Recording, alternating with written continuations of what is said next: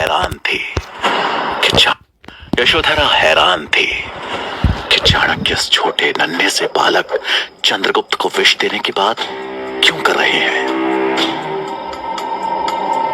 ये विष मैं चंद्रगुप्त को कैसे दे सकती हूँ? यशोधरा,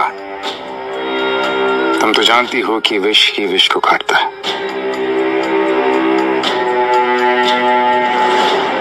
मैं चंद्रगुप्त को इतना शक्तिशाली बना दूंगा कि उस पर किसी भी विष का प्रभाव नहीं होगा।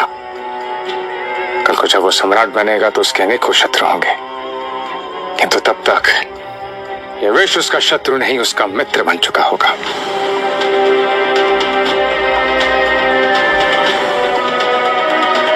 मैं चंद्रगुप्त को इतना शक्तिशाली बना दूंगा कि विष का कोई भी विष उसका बाल भी बांका ना कर पाए।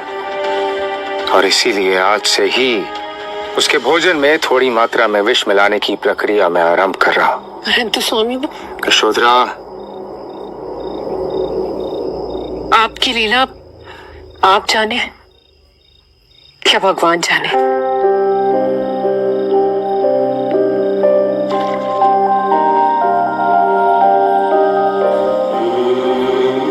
थोड़ी ही देर में विष ने अपना असर दिखाना शुरू किया। चंद्रगुप्त को हल्का नशा होने लगा और देखते ही देखते वो एक गहरी नींद में सो गया।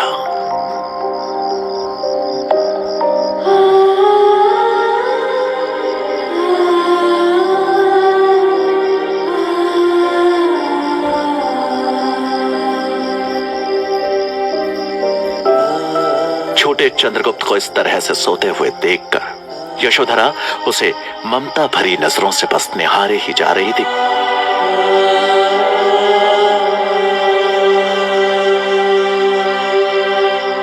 हम कल भोर में ही तक्षशिला के लिए प्रस्थान करेंगे। चंद्रगुप्त के राजा बनने की प्रक्रिया अति शीघ्र आरंभ होनी चाहिए, किंतु उससे पूर्व मेरा शंभू का समझना आवश्यक है।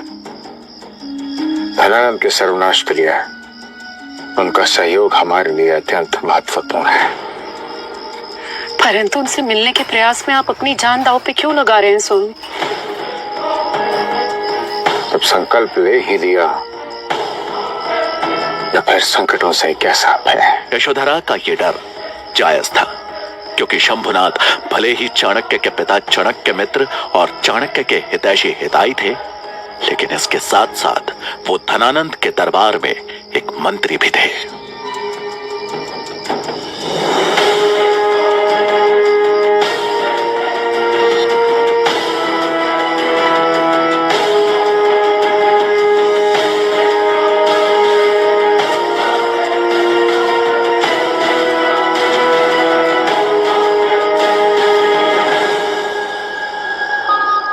तभी शंभुनाथ अपनी पूजा समाप्त कर मंदिर से नीचे उतरने लगा।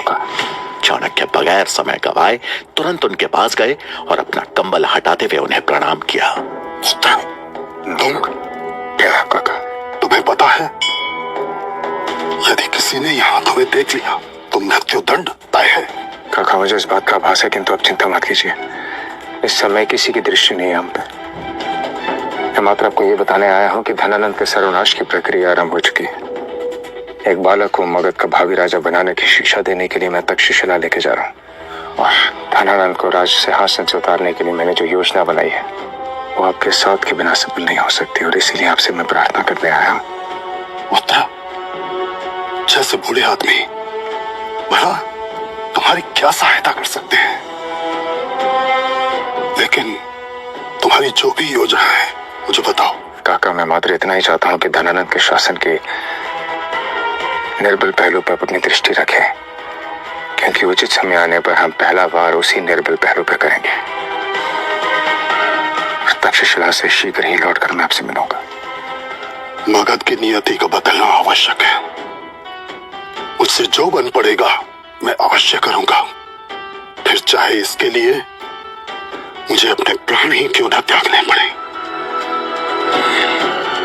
पुत्र, तुम जाओ, अपना कार्य करो। मैं बाबा विश्वनाथ से तुम्हारी कुशलता की कामना करूंगा। प्रणाम काका। काका, एक बात और है। राजमहल के गुप्तचर आपके पीछे लगा दिए गए हैं। संभवतः मंत्रिमंडल में किसी मंत्री को हमारे मित्रता की भनक हो गई है। इसलिए आप जो भी करें सतर्कता के साथ करें। अवश्य पुत्र, तुम भी अपना ध्यान रखना। जी। प्रसाद। जय बाबा विश्वनाथ। शंभुनाथ से मिल चाणक्य घर पहुंचे। उन्हें सकुशल लौटा देख यशोधरा की चिंता दूर हो गई। वो पूरी तैयारी कर चाणक्य के लौटने का इंतजार ही कर रही थी।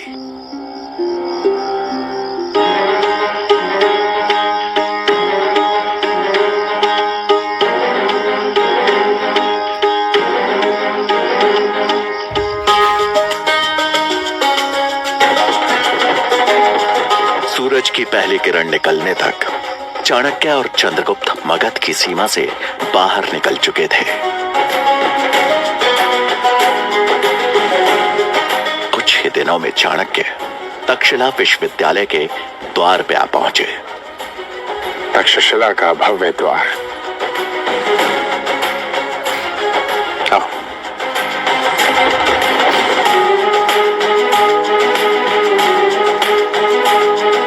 चंद्रगुप्त, तुम्हें प्रतीक्षा करो, मैं तुम्हारे प्रवेश की अनुमति लेकर आता। जी आचार्य। तक्षशिला का विश्वविद्यालय प्रांगण देख चंद्रगुप्त के चेहरे पे उत्साह था।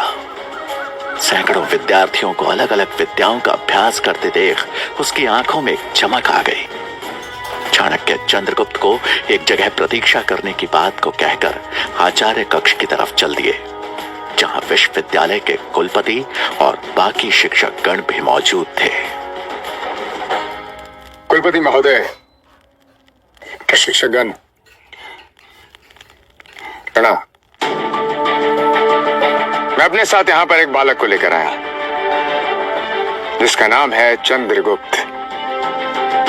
उसकी क्षमता का प्रशिक्षण करने के पश्चात ही मैं उसे अपने समक्ष लेकर आया। आपसे आग्रह है कि शिक्षा प्राप्ति हेतु आप उसे इस गुरुकुल में प्रवेश की अनुमति दीजिए।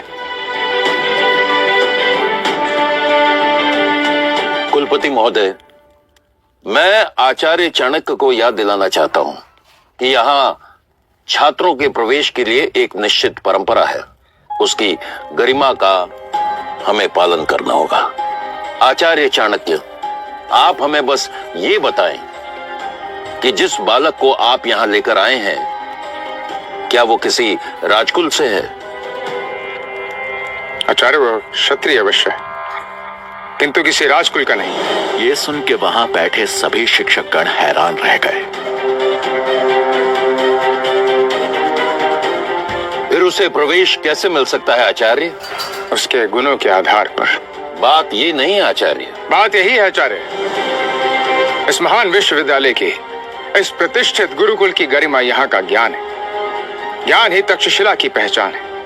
वो ज्ञान जो हम सभी छात्रों को समान रूप से देते हैं। तो ज्ञान प्राप्ति का अवसर भी तो सभी छात्रों को समान रूप से मिलना चाहिए, ऐसा मेरा मानना है। किंतु उसके पश्चात भी जो कुलपति महोदय का निर्णय होगा उसे ही अंतिम निर्णय माना जाएगा। आचार्य गजानन, आचार्य चाणक्य की बातें कुछ हद तक उचित तो है,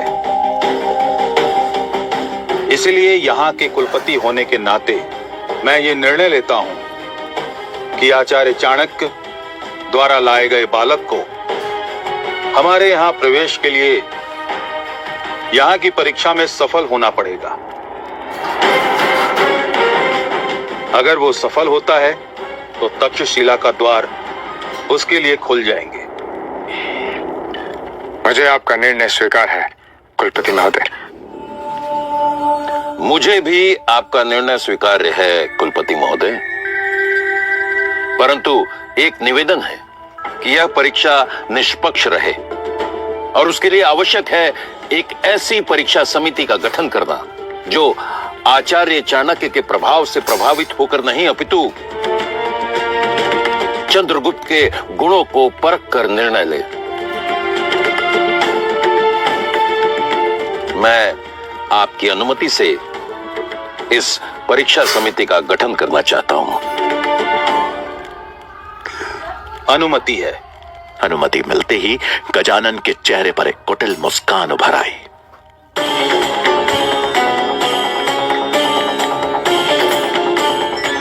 देखता हूं कैसे मिलेगा चाणक्य के शिष्य चंद्रगुप्त को यहां प्रवेश। आचार्य गजानन की साजिशों को कैसे नाकाम करेंगे चाणक्य? दक्षिणा विश्वविद्यालय में चंद्रगुप्त को प्रवेश मिल पाएगा या नहीं? जानने के लिए देखिए अगला एपिसोड।